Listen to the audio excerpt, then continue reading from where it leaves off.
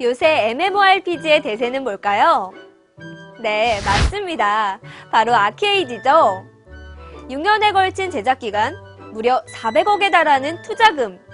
정말 어마어마한 규모를 자랑하는데요. 이 아케이지는 얼마 전 본격적으로 유료 서비스를 시작해 바야흐로 2013년 온라인 게임계의 진검승부가 시작됐습니다. 하지만 아케이지가 온라인 게임계에 돌풍을 몰고 있는 이 와중에 한 가지 문제가 대두됐습니다. 바로 다른 게임들보다 높은 그래픽 사양인데요.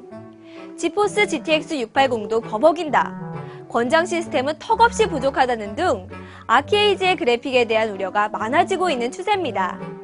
그래서 제가 이 놀이구실의 안방마님 최정은이 엔비디아 지포스 그래픽카드를 무려 6개나 구해서 그 소문이 사실인지 확인해봤습니다. 자, 출발하시죠. 컴온!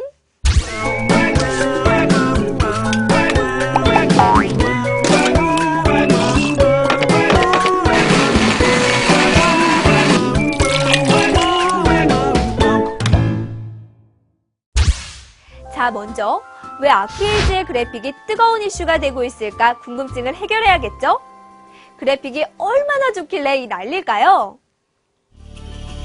아케이지는 다이렉트 X 11을 완벽하게 지원합니다. 무엇보다도 눈에 먼저 띄는 것은 테셀레이션. 테셀레이션은 쉽게 말해 질감과 입체감을 더 뛰어나게 표현하는 기술인데요. 특히 오래된 성벽이나 자갈로 이루어진 길바닥에서 잘 나타납니다.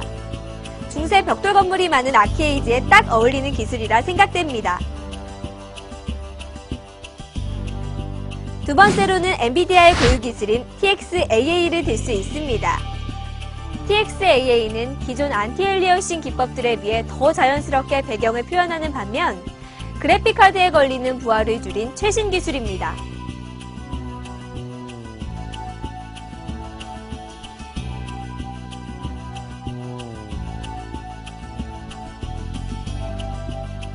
게임을 진행하면서 점점 아케이지의 세계에 빠져들게 하는 요인이 될 것 같습니다.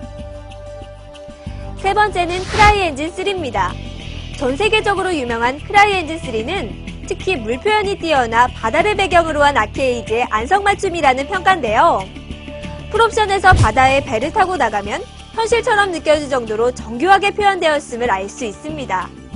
그리고 태양이나 가로등 같은 광원의 처리나 천, 목재의 질감에서도 크라이엔진3의 특징이 잘 나타나 아케이지의 진면목을 맛볼 수 있겠네요.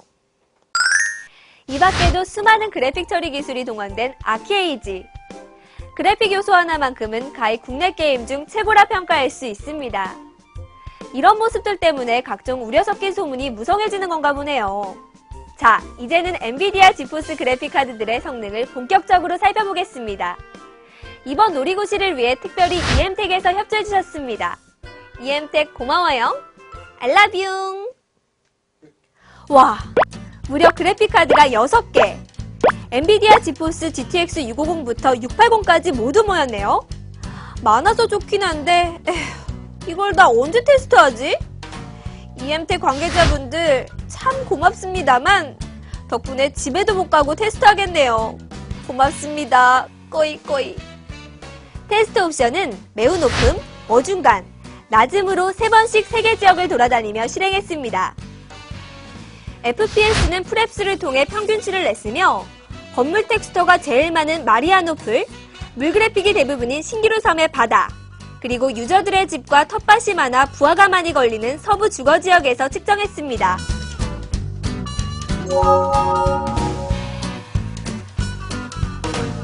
먼저 풀옵션으로 플레이. 70만원대 거물인 GTX 680의 성적부터 보시죠. 역시나 비싼 몸값을 자랑하는 걸까요? 마리아노플 56프레임, 신기루섬 55프레임, 서부 주거지역 52프레임을 기록했습니다. 끊기는 구간 없이 배경이나 오브젝트 표현이 아주 뛰어나네요. 굿! 아주 좋아요. 그럼 40만원대 GTX 670은 어떨까요? 짜잔! 마리아노플 55, 신기루섬 52, 서부 주거지역 48프레임을 기록해 GTX 680 못지않은 성적을 보여줬습니다. 역시 고급형 그래픽카드의 메리트를 확실하게 보여주네요. 자, 중급형 GTX 660 시리즈는 어떨까요? 20만원대 GTX 660은 각각 48, 38, 43프레임, 30만원대 GTX 660 Ti는 각각 55, 45, 50프레임을 기록했습니다. 약 30프레임 정도가 무난하게 플레이 가능한 것을 감안하면 GTX 660 이상이면 풀옵션의 아키에이지가 부담 없겠네요. 문제는 보급형 2인방 GTX 650 시리즈입니다. 역시나 GTX 650은 새 지역 모드 20프레임대로 살짝 밀리는 모습을 보여줬습니다.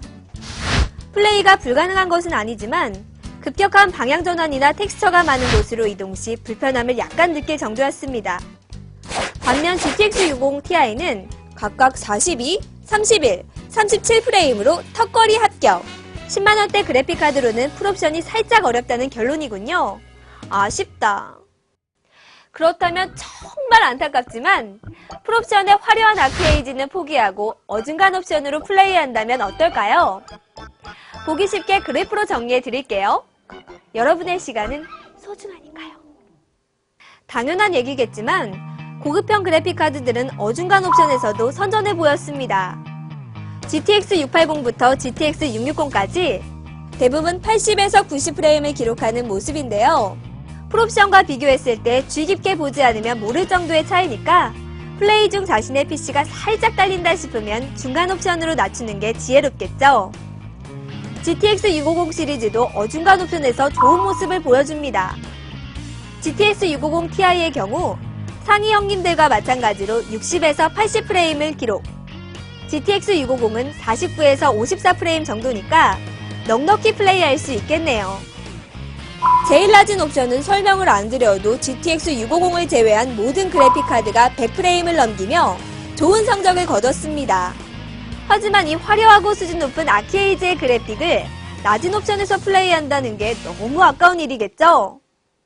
여기서 한 가지 더 궁금한 것이 있는데요. 과연 600 시리즈 이하의 구형 그래픽카드에서도 아키에이지를 풀옵션으로 돌릴 수 있을까요? 일종의 언저리 PC의 도전기죠? 지포스 GTX 250으로 한번 도전해봤습니다. 역시나 풀옵션에서는 세 곳 모두 17, 18프레임을 기록해 뚝뚝 끊기는 느낌이 심합니다. 더군다나 방향 전환이나 건물이 많은 곳에 진입 시 1, 2초간 멈춰버리는 사태가 발생했습니다. 테스트에 동원된 그래픽카드 중 가장 낮은 사양인 GTX 650과 비교해봤을 때도 성능차가 매우 심했는데요. 결국 아키에이지를 풀옵션으로 즐기기 위해선 600 시리즈 이상으로 업그레이드를 해야 한다는 결론이 납니다. 오늘 테스트한 그래픽카드 6개 중 가격 대비 성능이 가장 나은 것은 대략 GTX 660일 것 같네요. 풀옵션에서 40프레임대의 성능이지만 가격은 약 20만원대. 가장 적절한 가격에 유저들의 만족도가 높을 것으로 전망합니다. 물론 GTX 660 Ti나 그 이상급도 메리트가 있지만 가격 면에서 GTX 660이 살짝 점수를 더 받았겠죠? 아키에이지는 진짜 풀옵션으로 플레이하지 않으면 아까울 정도의 퀄리티를 보입니다. 아직 오픈되지 않은 지역도 많고 즐길 거리가 너무 많아서 탈인 아키에이지. 이참에 그래픽카드를 업그레이드해서 100% 즐겨보는 건 어떨까요? 저는 다음 시간에 또 찾아뵐게요. 안녕!